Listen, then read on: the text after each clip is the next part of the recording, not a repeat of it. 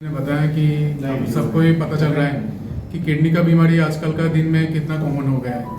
ठीक है, और इसका मेन वजह ये है कि डायबिटीज़ और बीपी जो हमारा हाइपरटेंशन जिसको हम लोग कहते हैं डॉक्टरी टर्म में, ये इतना कॉमन हो गया कि आज आप घर में पूछो कि हर घर में कोई ना कोई मरीज़ रहता है इन दोनों बीमारी का। और किडनी का बीमारी भी ये दोनों बीमारी से पूरे तरह से ताल्लुक़ है। अगर आपका शुगर या बीपी अच्छे से कंट्रोल में नहीं रहता है, वो किडनी को असर करता है। और सिर्फ किडनी को नहीं, आपका हार्ट को, दिल को, इवन आपके लीवर को, मतलब पूरा बॉडी सिस्टम को ये असर करता है। तो हमारे सिर्फ इंडिया में नहीं, अगर दुनिया भर भी देखें तो ये किडनी का बीमारी का सबसे कॉमन रीज़न है ये डायबिटीज़ और ये बीपी।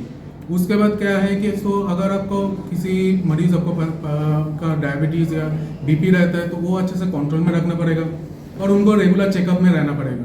क्योंकि मरीज़ का थोड़ा ये रहता है कि मेरा तो अभी शुगर कंट्रोल में रहता है, लेकिन वो उतना रेगुलर फॉलोअप में नहीं रहता। अब शुगर ऐसा बीमारी है कि आपको पहले से पता नहीं चलेगा, मतलब एकदम निस्सब घातक आप कह सकते हैं। जब पता चलेगा तब कि आपका दिक्कत होना स्टार्ट हो, तब तक ऑलरेडी काफ़ी देर हो चुका है।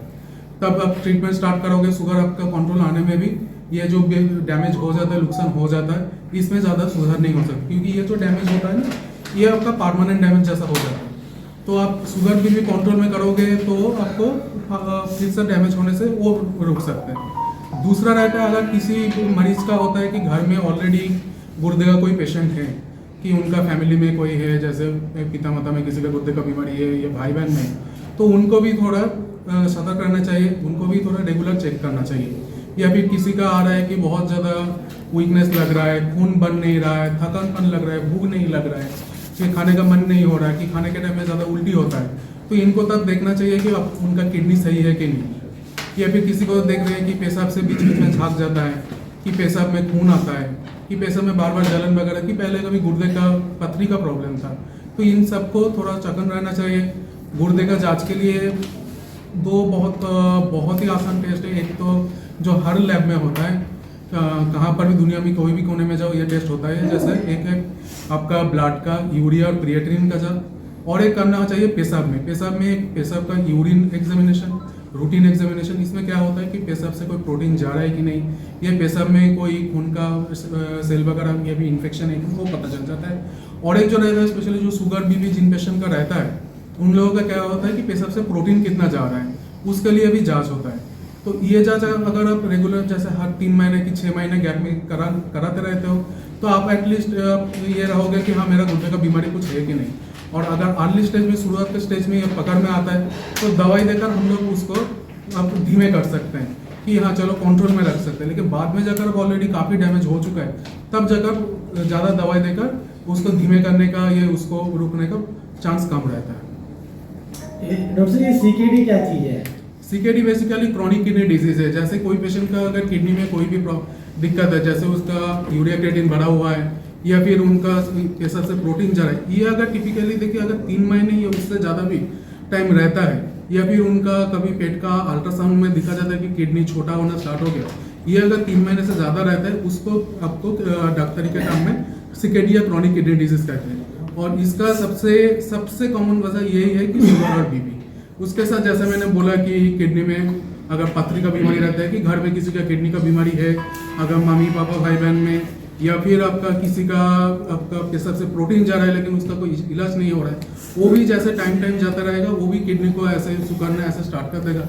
और एक बार हो जाता है तो उसको ठीक करना मुश्किल होता है। और किडनी को हेल्दी रखने के लिए क्या क्या करना चाहिए? किडनी को हेल्दी रखने के लिए मेन चीज़ है, आपको अगर शुगर भी रहता है उसको कंट्रोल में रखना चाहिए। रेगुलर चेकअप के साथ रेगुलर शुगर और बीपी घर में शुगर बीपी मॉनिटर कीजिए। दूसरा क्या है, आपको खाने में जैसे नमक कम लेना चाहिए। मेन चीज़ वही है, क्योंकि नमक ज़्यादा लेंगे तो किडनी को ज़्यादा कम करना आता है। तो अगर कम उम्र में किसी का अगर क्रिएटिनिन 1 या 1.1 हो रहा है, उसके लिए वो सही नहीं है, तो उसको तो दिखाना चाहिए कि मेरा पेशाब के कोई प्रोटीन जा रहा है कि नहीं, बीपी आ रहा है कि नहीं।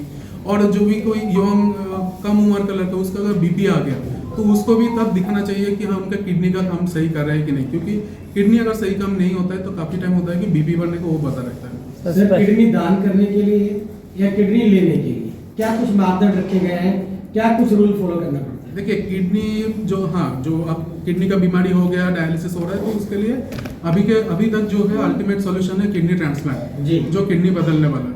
अब किडनी देने वाला क्या अगर उनका कोई फैमिली मेंबर हो सकता है, ठीक है।